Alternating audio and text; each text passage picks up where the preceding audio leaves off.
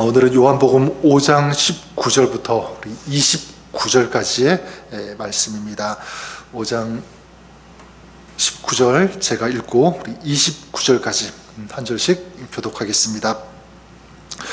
그러므로 예수께서 그들에게 이르시되 내가 진실로 진실로 너희에게 이르노니 아들이 아버지께서 하시는 일을 보지 않고는 아무것도 스스로 할 수 없나니 아버지께서 행하시는 그것을 아들도 그와 같이 행하느니라.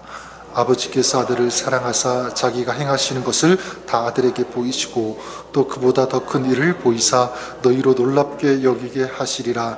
아버지께서 죽은 자들을 일으켜 살리심같이 아들도 자기가 원하는 자들을 살리느니라. 아버지께서는 아무도 심판하지 아니하시고 심판을 다 아들에게 맡기셨으니 이는 모든 사람으로 아버지를 공경하는 것 같이 아들을 공경하게 하려 하심이라. 아들을 공경하지 아니하는 자는 그를 보내신 아버지도 공경하지 아니하느니라. 내가 진실로 진실로 너희에게 이르노니 내 말을 듣고 또 나 보내신 이를 믿는 자는 영생을 얻었고 심판에 이르지 아니하나니 사망에서 생명으로 옮겨내리라. 진실로 진실로 너희에게 이르노니 죽은 자들이 하나님의 아들의 음성을 들을 때가 오나니 곧 이때라. 듣는 자는 살아나니라. 그래서 자기 속에 생명이 있음같이 아들에게도 생명을 주어 그 속에 있게 하셨고 또 인자됨으로 말미암아 심판하는 권한을 주셨느니라. 이를 놀랍게 여기지 말라. 무덤 속에 있는 자가 다 그의 음성을 들을 때가 오나니. 같이 읽겠습니다. 선한 일을 행한 자는 생명의 부활로 악한 일을 행한 자는 심판의 부활로 나오리라. 아멘. 네, 하나님 말씀입니다. 우리 2024년이 시작한 지 벌써 2주가 지났습니다. 바로 어제 시작한 것 같은데 시간이 굉장히 빨리 지나간 것 같아요.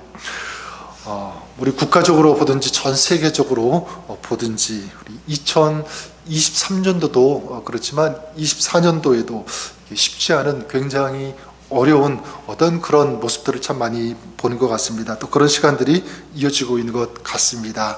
우리가 잘 아는 것처럼 러시아와 우크라이나의 전쟁이 벌써 2년 가까이 이제 다 되어가고 있고 중단될 이 기미가 아직도 전혀 보이지 않는 이제 그런 가운데 있습니다. 그리고 우리가 아는 바와 같이 이스라엘 그리고 하마스와의 전쟁 더 치열하고 더 격화되고 있고 중동 전체 또 이 전쟁으로 또 비화되고 또 번질 가능성도 또 확대될 어떤 그런 기미도 많이 보이는 것 같고요. 또 얼마 전에 또 일본에서는 큰 지진이 있어서 200명이 넘는 그런 사람들이 죽고 또 큰 피해를 당하는 그런 모습들을 보게 됩니다. 이로 인해서 많은 그 해당 국가들뿐만 아니라 또 다른 나라 또 우리가 살고 있는 이 미국에서도 직접적으로든지 간접적으로든지 어떤 그런 어려움들을 겪고 있는 것 같습니다. 그런 국가적으로 아닐지라도 아마 우리 알지는 못하지만 저는 알지 못하지만 개인적으로도 크든지 작든지 어떤 그런 어려운 또 힘겨운 어떤 그런 일들 지나가고 있는지도 모르겠습니다. 자, 이런 시점에 우리 요한복음을 묵상하고 있는데 저는 이 요한복음 이 말씀이 우리에게 큰 또 위로가 되고 또 우리에게 영적으로 큰 또 울림과 저는 힘이 된다고 믿습니다. 지금까지 우리 요한복음 계속 무엇에 대해서 말씀을 나누냐면 가장 핵심적인 단어 하나를 꼽으라고 한다면 바로 저는 생명이라고 하는 단어가 아닐까 생각합니다. 생명. 그렇죠? 우리가 사장에서 보았던 것처럼 인생의 결핍, 이 목마름 가운데 살아가던 사마리아 여인, 이 정말 힘겨워하면서 신음하던 이 여인이 어떻게 합니까? 예수님을 만남으로 정말 인생의 진정한 이 생명을 다시 한번 발견하게 되고 또 새로운 인생을 살아가게 됩니다. 그리고 또한 죽어가던 그 왕의 신하의 아들이 주님을 만남으로 어떻게 됩니까? 살아났죠. 놀라운 역사가 일어났고 또 어제 우리가 나눴던 것처럼 5장에서 이 베데스다 연못에 38년 된 굉장히 오랜 시간 동안 신음하면서 고통당하던 환자가 주님을 만남으로 일어나게 되고요. 새로운 이 생명의 삶을 살게 되었다는 이런 이야기를 우리가 지금까지 계속 보고 있습니다. 자, 그럼 우리 국가적으로 그렇고 개인적으로도 이런 이 생명의 이야기가 우리의 이야기가 되어야 되는데 어떻게 그렇게 될 수 있을까 저는 오늘 이 말씀을 통해서 두 가지를 우리가 생각하고요, 우리가 적용했으면 좋겠습니다. 그 중에 첫 번째는 뭐냐면, 우리도 이 생명의 말씀을 들어야 된다라는 것입니다. 생명의 말씀을 들어야 된다. 오늘 우리가 읽은 이 말씀 보면 예수님께서 이제 안식일에서 38년 된 이 병자를 고치셨다는 그 이유로 말미암아 유대인들이 이 예수님을 잡아서 죽이려고 하는 그런 시도가 이제 시작되는 그런 본문입니다. 그런 이제 배경인데, 그런 가운데 예수님이 어떻게 하시냐면 자기가 누구인지를 그 사람들에게 알려주시고 선포하시는 그런 내용이에요. 그래서 19절에 보면 예수님께서 뭐라고 하시냐면, 그러므로 예수께서 그들에게 이르시되 내가 진실로 진실로 너희에게 이르노니 아들이 아버지께서 하시는 일을 보지 않고는 아무것도 스스로 할 수 없나니 아버지께서 행하시는 그것을 아들도 그와 같이 행하느니라. 무엇입니까? 하나님 아버지로부터 내가 이런 일을 행할 수 있는 그 권리를 위임받았다, 이렇게 말씀하는 거죠. 20절에도 보면 아버지께서 아들을 사랑하사 자기가 행하시는 것을 다 아들에게 보이시고 또 그보다 더 큰 일을 보이사 너희로 놀랍게 여기게 하시리라. 하나님이 하시는 일보다 더 큰 일을 주님께서, 예수님께서 행하시게 되었다, 이렇게 말씀하고 있는데, 그 큰 일, 더 큰 일이 어떤 일이겠습니까? 그건 바로 사람을 살리는 일, 영혼, 그 생명을 살리는 일이다, 이렇게 말씀드릴 수 있습니다. 그래서 21절에 그렇게 말씀하고 있죠. 아버지께서 죽은 자들을 일으켜 살리심같이 아들도 자기가 원하는 자들을 어떻게 하시느니라? 살리느니라. 이게 주님께서 하시는 일입니다. 살리는 일, 사람을 살리고 영혼을 살리고 영혼을 구원하는 그 일, 우리 주님께서 하신다. 그래서 24절 말씀에도 사망에서 이 생명으로 옮기는 그 권세, 그 능력이 누구에게 있다고 말씀하고 있죠? 나에게 있다. 우리 예수님께 그 사망에서 생명으로 옮기는 그 능력과 그 권세, 그 죽은 자를 살리는 이런 역사가, 이런 힘이, 그 능력이 우리 주님 안에, 우리 예수 그리스도 안에 있는 줄 믿습니다. 자, 이렇게 생명을 살리는 분이 이제 우리에게 뭐라고 말씀하고 있냐면 25절에 이렇게 말씀합니다. 25절 말씀을 우리 같이 한번 읽어보겠습니다. 25절입니다. 시작. 진실로 진실로 너희에게 이르노니 죽은 자들이 하나님의 아들의 음성을 들을 때가 오나니 곧 이때라. 듣는 자는 살아나리라. 아멘. 네, 언제 이 죽은 자가 살아난다고 말씀하고 있죠? 언제요? 이때가 언제입니까? 하나님의 아들의 무엇을 들을 때? 음성, 말씀을 들을 때 이 죽은 자가 어떻게 된다고요? 살아나리라. 바로 이것입니다.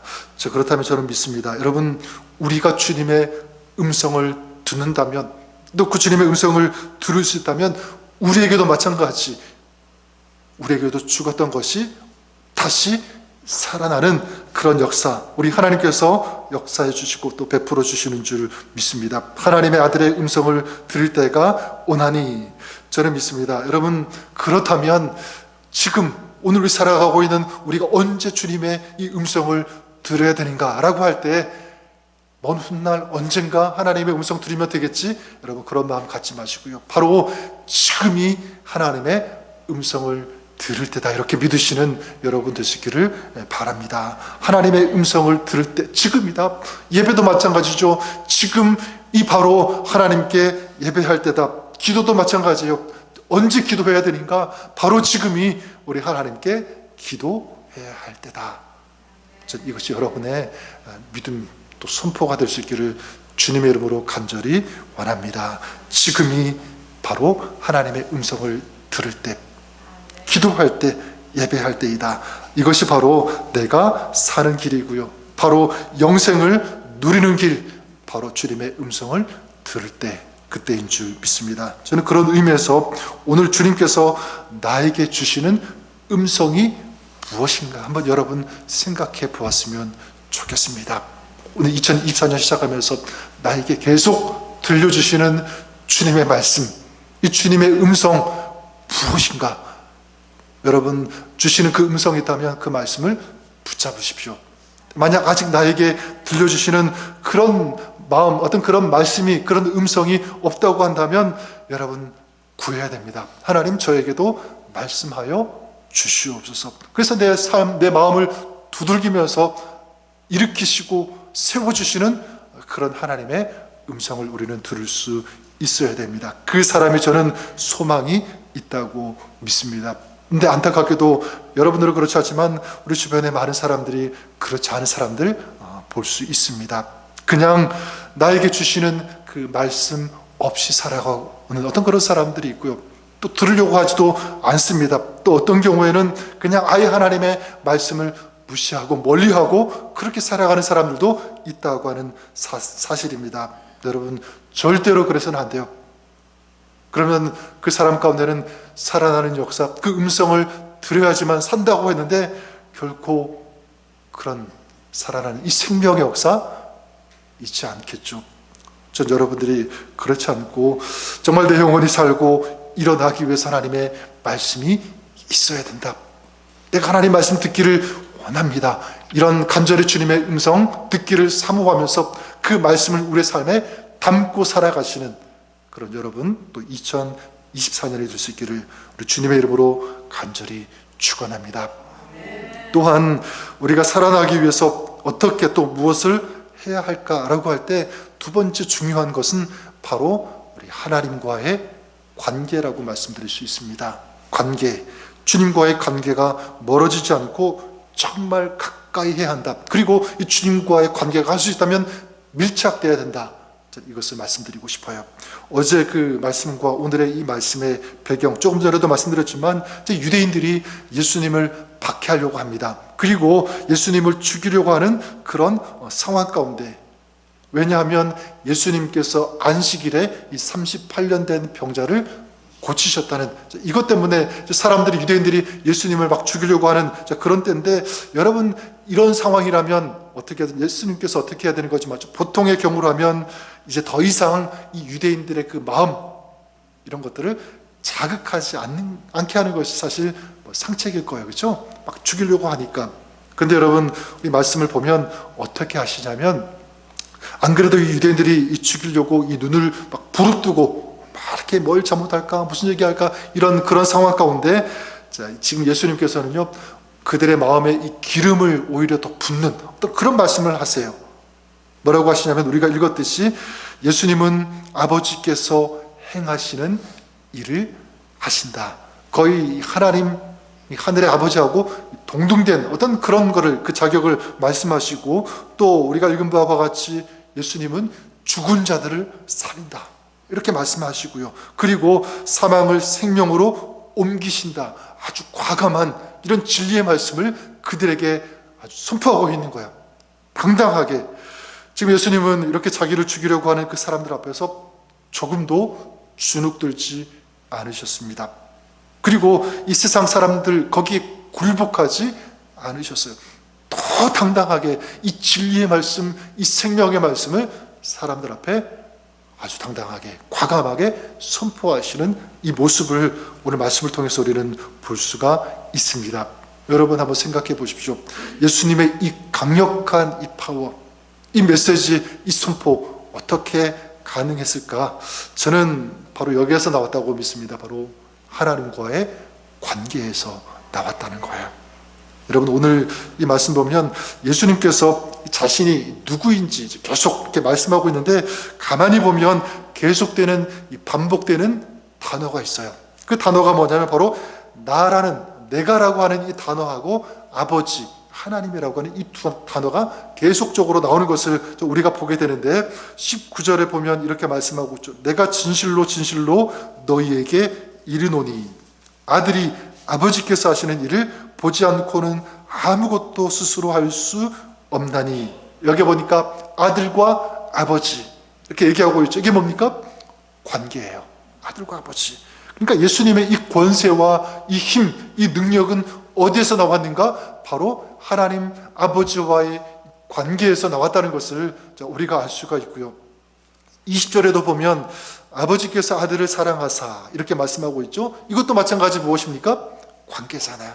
아버지께서 아들을 사랑하신다. 그 관계 속에 있다는 거고, 그리고 21절에도 보면 아버지께서 죽은 자들을 일으켜 살리심 같이 아들도, 이렇게 말씀하고 있어요. 계속 누구와 이 관계를 맺고 있죠? 관계를 짓고 있습니까? 아버지와. 그리고 뒤에 그 26절에도 보면 이렇게 말씀합니다. 아버지께서 자기 속에 생명이 있음 같이 누구에게도, 아들에게도 생명을 주어 그 속에 있게 하셨고, 다 무엇입니까? 관계죠. 관계예요. 그래 여러분, 이 예수님의 이 권세, 이 예수님의 이 당당한 이 파워는 어디에서 나왔는가? 하나님과의 관계에서 나왔다고 믿습니다. 여러분, 그렇다면 이 예수님의 이 모습, 그리고 이 예수님의 이 선포, 우리가 어떻게 적용할 수 있을까? 저는 여러분들이 두 가지를 꼭 적용했으면 좋을 것 같아요.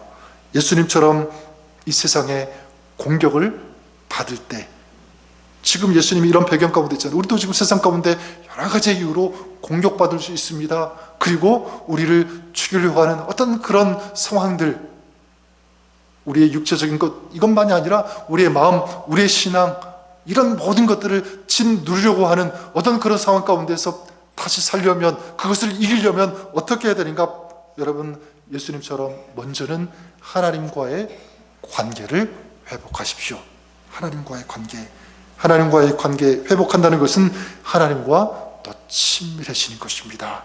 여러분, 만약 이 하나님과의 관계가 친밀하지 않고 뭔가 굉장히 멀어져 있는 어떤 그런 마음, 어떤 그런 생각, 그런 느낌이 있다면 여러분, 과감히 이 주님께로 돌아오고 이 주님과의 어떤 그런 이 친밀성, 이 관계를 뜨겁게 회복하시는 그런 여러분 될 수 있기를 바랍니다. 그래서 예수님께서 계속 아버지라고 그렇게 부르셨던 것처럼 우리도 그랬으면 좋겠어요. 우리가 어떤 시간, 어떤 곳에 있든지 하나님을 향하여 아버지라고 계속 고백하면서 부를 수 있는 이런 친밀함이 우리 안에 여러분 마음 가운데 회복될 수 있기를, 더 뜨거워질 수 있기를 주님의 이름으로 간절히 축원합니다. 또한 예수님께서 자기를 죽이고 위협하는 사람들 앞에서 어떻게 했습니까? 자기 자신에 대한 이 정체성, 내가 누구인지를 과감하게 이 권리를 선포하셨던 것처럼 우리도 마찬가지예요. 어떻게 적용할 수 있냐면 우리도 나의 이 정체성, 또 하나님께서 나에게 주신 이 권세와 이 능력을 자기 자신을 향하여, 그리고 세상을 향하여 선포할 수 있어야 된다라는 사실입니다. 여러분, 그래요. 여러분, 나는 누구입니까? 어떤 사람입니까? 우리는 예수님께서 말씀하셨던 것처럼 사망에서 생명으로 옮겨진 그런 사람인 줄 믿습니다. 그러니까 우리 안에 무엇이 있는 거냐면 생명이 있다는 거죠. 생명의 사람입니다. 다시 말해서 생명이 있다는 것은 우리 안에 생명이 되시는 누가 계시다는 거죠? 예수 그리스도가 계시는 거예요. 예수님께서 내 안에 사시고 나는 그 생명 되신 주님 안에서 사는 그런 존재다라고 말씀드릴 수 있습니다. 한마디로 말하면 나는 누구의 자녀입니까? 하나님의 자녀라는 거예요. 하나님의 자녀다. 그래 여러분, 우리에게는 이 예수 그리스도 그 주님의 생명이 있고 또 주님의 능력이 있다. 바로 하나님의 자녀다라고 하는 이 정체성, 이것이 여러분 우리의 모습, 우리의 삶의 모습인 줄 믿습니다. 전 특별히 우리가 힘들고 지칠 때 그랬으면 좋을 것 같아요. 다른 것 생각하지 말고, 문제 묵상하지 말고 내가 어떤 사람인지를 더 많이 생각했으면 좋을 것 같아요. 내가 어떤 사람인지, 내가 어떤 존재인지, 그래서 내 자신을 향하여 선포하는 거죠. 나는 이런 사람이야. 나에게는 주님이 있어, 생명이 있어, 주님께서 주시는 이 능력이 내 안에 있어. 나는 하나님의 아들이야, 하나님의 자녀라는 것을 선포하고, 만약 나를 괴롭히고 힘들게 하고 죽이려고 하는 어떤 그런 여러 가지 어떤 상황이 있다면 그 상황과 그 대상을 향하여도 선포하는 거야. 나는 이런 존재야.